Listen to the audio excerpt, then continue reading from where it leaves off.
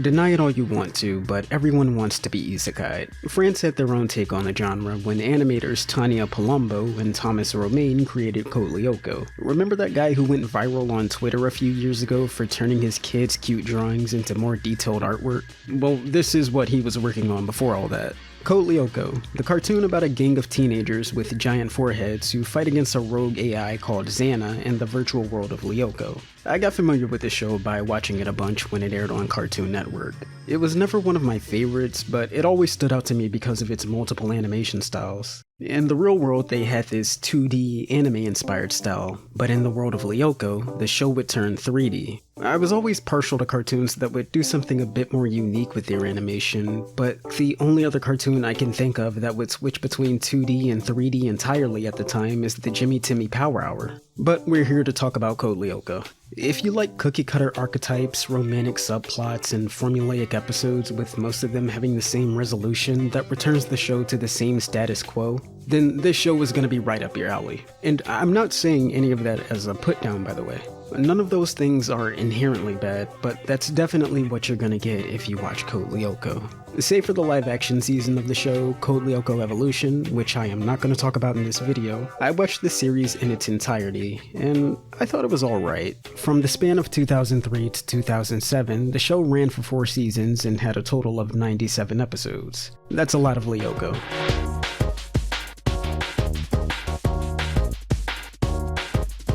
The story follows Jeremy, Ulrich, Yumi, Odd, and Aelita. In Lyoko, they're super warriors who fight against Xana's digital monsters, but in the real world, they're just a bunch of 14-year-old boarding students who try to keep their second lives a secret. The story starts with them just wanting to free Aelita from Lyoko because she was trapped inside of it, but as it goes on, it becomes more about just stopping Xana in general. There's also William, the new kid introduced in Season 2 who becomes another Lyoko warrior, but he ends up getting captured and controlled by Xana. He's okay. Honestly, I was more partial to the secondary characters like Sissy, the principal's stuck-up daughter, and Jim, the Coach McGurk. Brendan? Yeah? Go to the store, get me some soda. They were pretty funny at times, and I didn't really care for anyone in the main cast besides Aelita. It's weird, I don't hate anyone in this show, but I didn't love them either. They all fall into the most generic stereotypes that you can think of, and they only get more flanderized as the show goes on. Not to mention, some of their relationships with each other leads to some of the laziest writing I've seen in a long time. How many times can I watch a filler episode where characters are bickering for no reason at all, or episodes where Yumi and Ulrich, who like each other but are too afraid to admit it, are jealous because one of them is talking to someone else? Even if it's not the main conflict of the episode, I find it really hard to care when their relationship is brought up. This will they won't they dynamic is really annoying. But like I said, Aelita's the exception. I really like how Aelita evolved over the course of the show.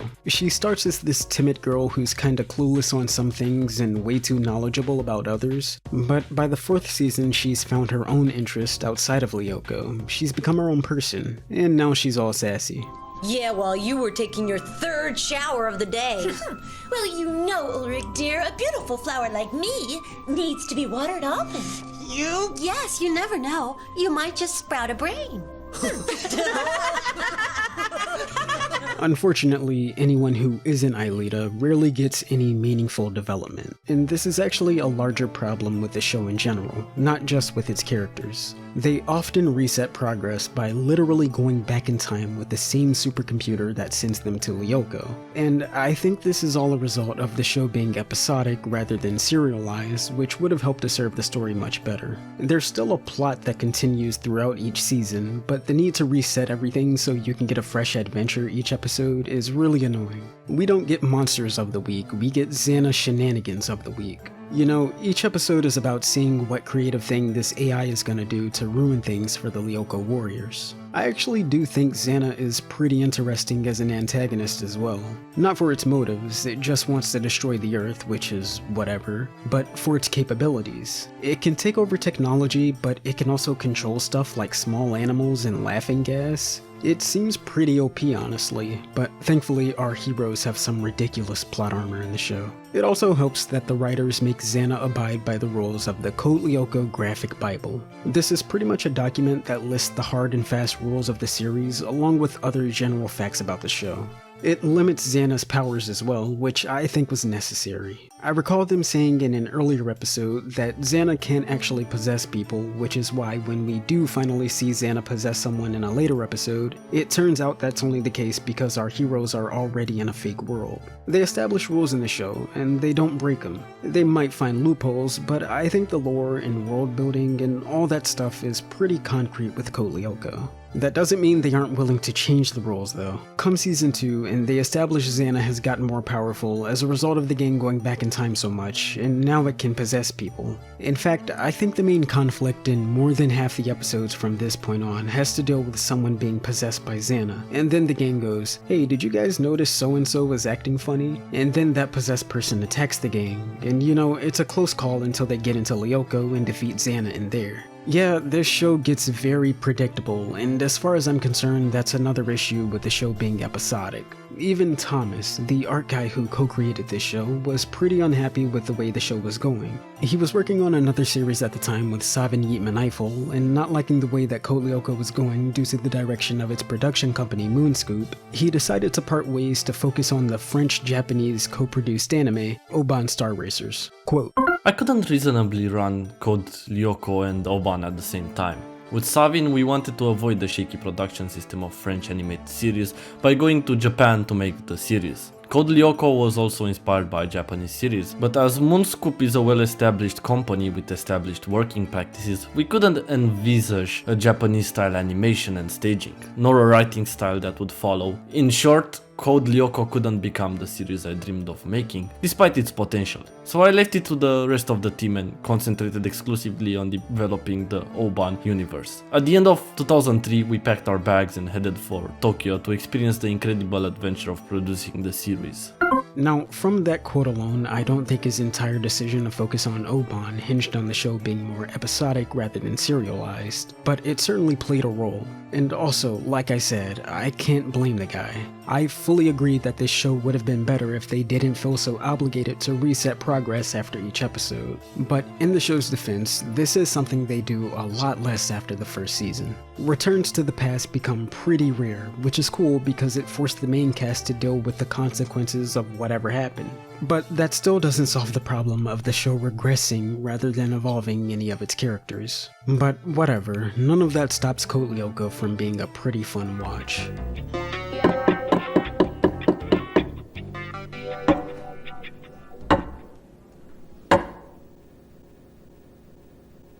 Now, I have a question for anyone who's never seen Code Lyoko or just hasn't watched it in a long time. Does this show sound cool at all to you? Because on paper, I don't really think it is. But having watched it all, I've become a Code Lyoko apologist. Despite my complaints about the characters and the repetitive writing, this show still had me pretty hooked. I actually got pretty excited when the gang finally got Aelita out of Lyoko for the first time. And my favorite thing about this show is how they'll just do cool shit because they can. Like, what's the point of having Aelita pull a Tony Hawk? Why did William prop his sword up like this just so the bike could ramp off of it and hit one of his own allies? Just move to the side.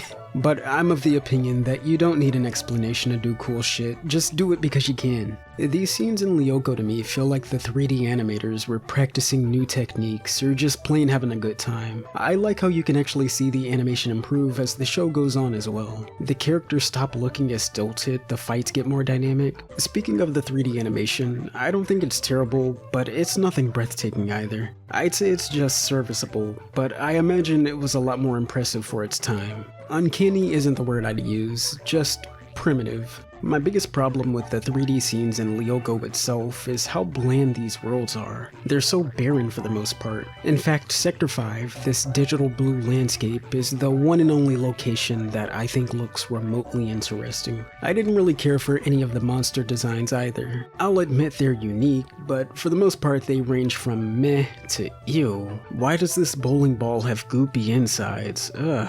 I could never buy these monsters as these huge threats either. These little roach guys, for example, they give the Lyoko Warriors a lot of trouble early on. But even as novices who were new to this world, I had to roll my eyes whenever our protagonists got into a fight with them and they gave them trouble. Stop going on the defensive and running away. They're no more threatening than the sentry turrets from Portal, and they don't even shoot as fast. Activated. Uh-oh. I don't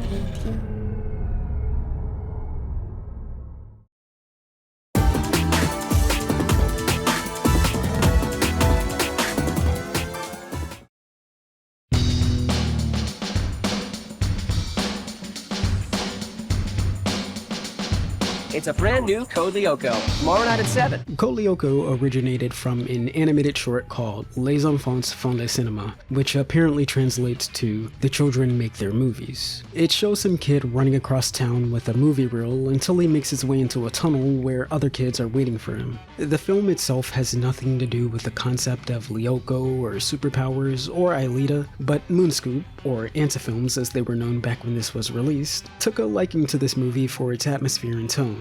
And I gotta say, I'm a fan of how this short looks too. There's something raw to it, but the animation looks so nice. I really would have liked to see Code Lyoko with a closer atmosphere to this, and that was an actual possibility at one point. Once Romaine and Palumbo agreed to make a series with Moonscoop, they created Garage Kids, a pilot that's a lot closer to what we know as Code Lyoko today. This pilot mostly follows Odd, the new kid at school that discovers some of his peers have powers. In Garage Kids, these guys have powers in both Lyoko and the real world. That's not the only difference either. This episode still has no Aelita, Lyoko is named Xanadu, and Ulrich has ridiculously large pants. Code Lyoko was inspired by media that also had the concept of obscuring the lines between real and virtual worlds. So I'm talking The Matrix, Serial Experiments Lane, and with the general tone of this pilot not being as comical as the final show, and the cinematography with some of these shots, the inspiration is just a lot more apparent in my opinion. The virtual world also looks way more interesting in Garage Kids, which is another point in this pilot's favor.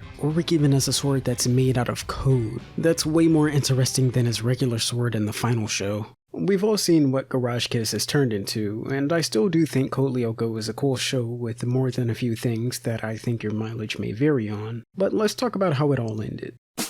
So after finishing season 2, the writers became super ambitious. They wanted to introduce this thing called the Digital C, they wanted to make Xana even more of a threat, they wanted to give characters new designs and abilities, and they actually succeeded with all those things. But due to how large the later seasons became in scale, the budget turned into a major concern. They had some cuts in the 4th season and were told by producers that it would be their last. I think they did a pretty good job with it too. One good thing I can say about Code Lyoko's writing is that it did get better as the show went on. The show tended to fix my biggest problems with it each season. Like I said, in the first season they reset too much, but that's mostly phased out by the second. But the second season put way too much importance on the relationships and love triangle between Ulrich and Yumi and William. But by the 3rd season, that's mostly become a thing of the past as well. I'd probably say season 3 is the best because most of my problems were hammered out by this point, and I did like how much the kids had to juggle both their school lives and Lyoko. But the fact they were so eager to try out so many new ideas in season 4 makes it my favorite to watch. Also, the later seasons have way fewer revealing shots of half-naked students, which is for the best. Season 4 doesn't go out with a bang, but with more of a "that was cool, life goes on." Without spoiling the series finale entirely, it's a clip show episode, but it also deals with the fact that all good things have to come to an end eventually, and I think they handled it just fine. I don't hate this ending at all. Dear French people, I have a question for all of you that I wasn't able to find a solid answer for. Just how successful was Code Lyoko in your country? I see it's a thing that still gets talked about today, but I still don't know how well it holds up in the cultural zeitgeist over there. If you've made it this far into the video, I'm assuming you're a fan of the series and you guys can speak to this firsthand. I want to know. I have to give a lot of my research credit to this French Code Lyoko fan site which has been active since 2004. Seriously, this page is so well researched and thorough that Moonscoop even worked in cooperation with them. It's not just this site keeping the spirit of Code Lyoko alive either. There's a bunch of fan games dedicated to the series. This one, IFSCL Cooley, is still getting updated to this day. You've really tapped into something special when you have a dormant franchise like Code Lyoko, but you still have a dedicated fan base who is willing to do stuff like this. Okay, fine. Since I'm already talking about video games, I'll just tack this on to the end of this video. Hey everyone, it's Cosmo, and welcome to an Impromptu Memory Card. Memory Card is normally the series of videos I do where I talk about games I've been playing recently, or just show off something that I think is really neat. I intended to do a standalone video for Code Lyoko Quest for Infinity, but I'm already talking about this cartoon series, and I'm in a nice flow state, so I'm just gonna ramble about this game, my history with it, why I dislike it, and also I can't think of a better way to end this video, so I'm just gonna ramble about this game for the rest of it. So Code Lyoko Quest for Infinity is an action game with an original story, but it takes place during the 4th season of the show. I remember playing this game a lot as a child because it was actually the first Nintendo Wii game I owned that wasn't Wii Sports, so I put a lot of time into it and I kind of hated it, mostly because it used motion controls, but you also had to point at the screen to shoot enemies, and I really dislike having to do that. So the version of the game I played for this video was the PlayStation 2 version, and I enjoyed it a lot more, even though you can't do the fun skips and stuff in this version of the game. But anyways, it's very much a what you see is what you get kind of game. You can play as any of the Lyoko Warriors and use them to solve puzzles or defeat Xana's monsters. You also have to fight William occasionally, and that's pretty much it for this game. It controls alright, it plays alright. Pro tip, play as Odd because he can spam his attack infinitely and enemies can't really guard against it or anything. He kinda breaks this game because he also has this exploit where you can like speed past any section of the game with him. But like I said, it's not a terrible game, I don't think. It's just the ultimate eyes glazing over game. It's just as formulaic as the show. The levels are very samey. There's no real interesting objectives. Nothing fun or dynamic ever really happens. Well, that's not true. This game actually does have boss fights, and I enjoyed those because you couldn't just rely on spamming your attack button. You had to switch between different characters and use their unique abilities to take out the boss. But other than that, I just thought this game was pretty boring. It's pretty middling. But if you're still interested in playing this game yourself, the good news is that you don't really need to know the history of Code Lyoko to play this game and enjoy the story. I think you can understand everything just fine by paying attention to the context clues and speaking to everyone during these kind of visual novel segments. Outside of the levels, there's a hub world where you can speak to people or look at the different items that you've collected. If you go out of your way to beat the game to 100%, then you'll unlock a music video by the fictional band the Subdigitals. One good thing I can say about Code Lyoko is that the music is pretty nice. I actually think the Code Lyoko theme song is one of the best theme songs ever, and I'm kind of surprised it doesn't get acknowledged that much. But those are my quick thoughts on Code Lyoko Quest for Infinity, and basically all of my thoughts on the Code Lyoko cartoon. I'd say give the show a watch. It's not really perfect, but it's still fun. You can watch the entire thing on YouTube for free, so you have no reason not to at least check it out.